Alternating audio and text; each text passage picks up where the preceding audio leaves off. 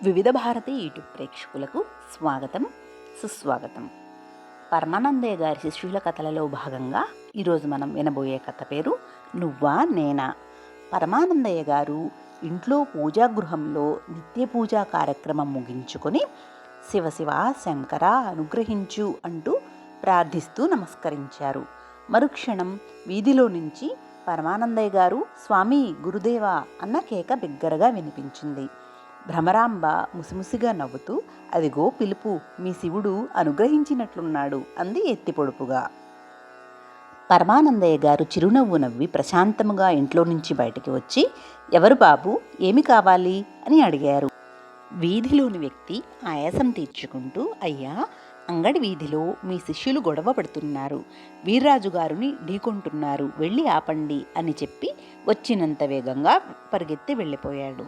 పరమానందయ్య గారు అదిరిపడుతూ, అయ్యో దేవుడా, ఈ మూఢులు ఆ మూర్ఖుడితో ఢీకొంటున్నారా అంటూ ఆవేదనగా అంగడి వీధిలోకి పరిగెత్తారు. ఆ సమయంలో అంగడి వీధిలో ఆవేశంతో రెచ్చిపోయిన జనాలు వీర్రాజు బైరాగిలను చుట్టుముట్టారు.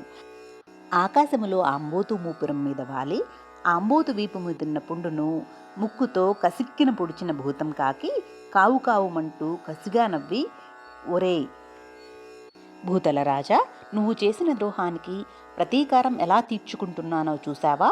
కొద్ది క్షణాల్లో ఆవేశంతో రెచ్చిపోయిన ఆ జనాలు నీ మనవడు వీర్రాజును కుమ్మి పారేస్తారు. ఏ కీలుకు ఆ కీలు విరిచి ఉన్నచోటే వీపులోతున పాతేస్తారు. చూసావా నా సత్తా అంది కవ్విస్తూ. భూతలరాజు ఆంబోతులో నుంచి ఆ బోతులా పెద్దగా రంకెవేసి, నీ బొంద, వాడా నా మనవడా అంటూ వికవికా నవ్వి, ఆ అడ్డకాళ్ల వజ్రాజమానంగాడు నాకు మనవడేంటి, మరచెంబుతో వాడికి దొరికినాడు, వాడితో అలా అబద్ధం చెప్పానంతే అనేశాడు నిర్లక్ష్యంగా. ఆ క్షణంలో ఆకాశంలో బిగ్గరగా అంబోతురంకె విన్న జనం ఒక్క క్షణం నిదానించారు. వీర్రాజు చప్పున వాళ్ల కాళ్ళకి నమస్కారం చేస్తూ, 11 ఊళ్లకు దొరని, నా మీద ఇలా తిరగబడడం ధర్మం కాదు అన్నాడు.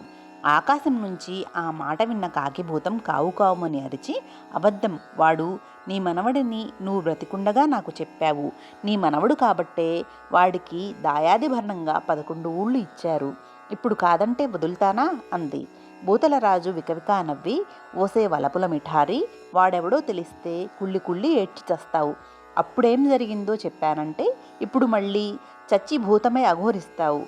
అసలు నీ మీద పగ తీర్చుకోవడానికే ఎదురు చూస్తున్నా. ఇన్నాళ్లకి నా కంటపడ్డావు, ఇక చూపిస్తా నా తడాఖా అన్నాడు ఆవేశంగా. ఆడభూతం గుడ్లురుముతూ, చూస్తారా ముసలిడొక్కు, చూస్తా, తేలుస్తా, నువ్వా నేనా అనేసి కాకిలాగా రెక్కలు రెపరెపలాడిస్తూ ఎగిరిపోయింది. భూతంగారు కూడా నవ్వి, సరే అట్టాగే తేల్చుకుందాం, నువ్వో నేనో అన్నాడు పంతంగా. ఆకాశంలో జరుగుతున్న భూతాల శబ్దం వినిసెని కనుబొమ్మలు వికృతంగా మడిచి గాల్లో వేలాడుతున్న ఆంబోతు సోముల వైపు తాంత్రికులలా చూస్తూ, ఆజ్ఞ ఆజ్ఞ, గాల్లో వేలాడింది చాలు, దిగు దిగు, నేలకు దిగు అంటూ ఆజ్ఞాపించాడు. సరిగ్గా అప్పుడే భూతలరాజు ఆంబోతును వదిలేస్తూ అలలలా అనుకుంటూ మాయమైపోయాడు. మరుక్షణం ఆంబోతు దానితో పాటు సోము జర్రున జారి కిందకు పడ్డారు.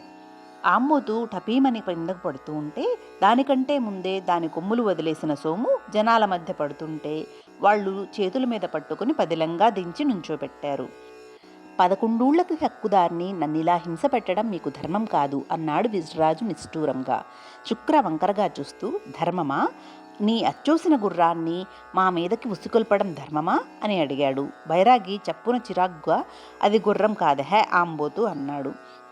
ఆది రుసరుసలాడుతూ, ఆహా ఆంబోతా, ఆంబోతైతే దీని కడుపు దగ్గర పాల పొదుగు ఏది అని రెట్టించాడు. బైరాగి లబలబలాడుతూ, పాల పొదుగు ఉంటే ఆవు అంటారయ్యా బాబు, ఇది ఎద్దు, బలిసి కొట్టుకుంటోంది కనుక ఆంబోతు అన్నాడు. మంగళ చప్పున వాడి డెప్ప మీద ఒక్కటి పీకి, మావాడు ఏమంటే అదే, పాల పొదుగు లేదు కాబట్టి అది గుర్రం, బుద్ధిగా ఒప్పేసుకో, లేదా వీపు మీద వీసడు గుద్దు పడుద్ది అన్నాడు. బైరాగి టపటపా లెంపలు వేయించుకుంటూ గుర్రమే, అది గుర్రమేనంటూ ఒప్పేసుకుని వీర్రాజు వైపు కోపంగా చూసి, ఏంటలా బెల్లం కొట్టిన రాయిలా నిలబడ్డారు, పందెం సొమ్ము 30 బంగారు కాసులు వీళ్ల దోసిట్లో పోసి గబుక్కున బండెక్కండి, తుర్రున జారుకుందాం, ఆలస్యం చేశారంటే ఇసిస్ అనేస్తాడెవడో వెంటనే 7 కుళ్ళబొడిచి 7 పీకుళ్ళు పీకేస్తారంతే అనేశాడు. వీర్రాజు ఉలిక్కిపడి 30 బంగారు కాసులున్న చిన్న సంచి గురుడి దోసిట్లో పడేసి జారుకోవచ్చా అని అడిగాడు.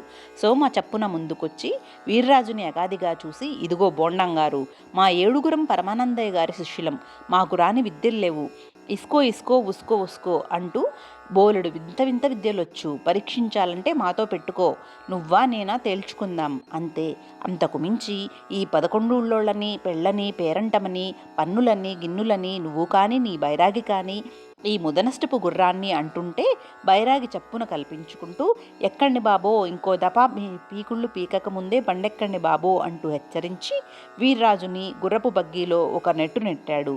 బండి వెనకే ఆంబోతు కుంటుకుంటూ పరుగు తీస్తుంటే అప్పుడే అక్కడికొచ్చిన పరమానందయ్య గారు, ఒరే ఏమిట్రా ఈ గోలంతా అని అడిగారు అనుమానంగా. వర్తక పెద్ద ముందుకొచ్చి, పరమానందయ్య గారు మీ శిష్యులు అని చెప్పడం కాదు, కానీ ఇవాళ వీళ్ళ దయ వల్ల మా 11 ఊళ్ళని పట్టి పీడిస్తున్న పన్నుల దరిద్రం వదిలిపోయింది అన్నారు. సోము చప్పున బంగారు కాసుల సంచిని పరమానందయ్య గారి దోసిట్లో పెట్టి, చెల్లమ్మ పెళ్లికి మా అన్నయ్యలం ఇస్తున్న మొదటి కానుక ఇది అన్నాడు. పరమానందయ్య గారు విస్తుపోతూ, చెల్లి పెళ్లికి మొదటి కానుక అంటే ఇంకా మరిన్ని కానుకలున్నాయా, కానుకలిచ్చే స్థాయికి మందబుద్ధులు ఎదిగారంటే అని అనుకున్నారు. ఇంతటితో నువ్వా నేనా అనే కథ సమాప్తమైంది. తరువాయి భాగంలో మరో కథను విందాం. సర్వే జనా సుఖినో భవంతు, లోకా సమస్తా సుఖినో భవంతు. ఓం శాంతి శాంతి శాంతి.